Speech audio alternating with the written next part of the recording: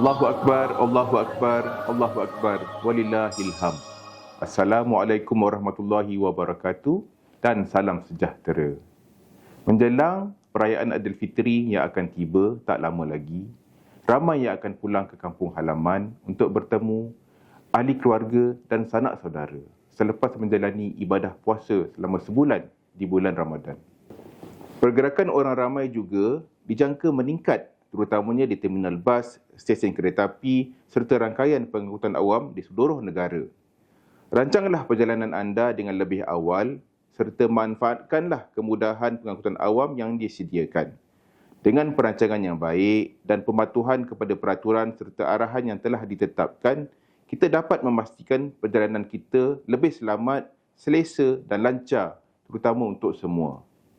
Di kesempatan ini, saya, Ahmad Radi Ma'aruf, mewakili Agensi Pengangkutan Awam Darat ingin mengucapkan Selamat Hari Raya Aidilfitri dan maaf zahir batin kepada semua rakyat Malaysia, terutamanya pengguna pengangkutan awam darat. Semoga Aidilfitri kali ini membawa keberkatan, kegembiraan serta dapat mengeratkan lagi silaturahim sesama kita. Info tepat Mobiliti Mampan. Kami dari Agensi Pengangkutan Awam Darat ingin mengucapkan Selamat Hari Raya Aidilfitri. Maaf zahir dan batin. The ideal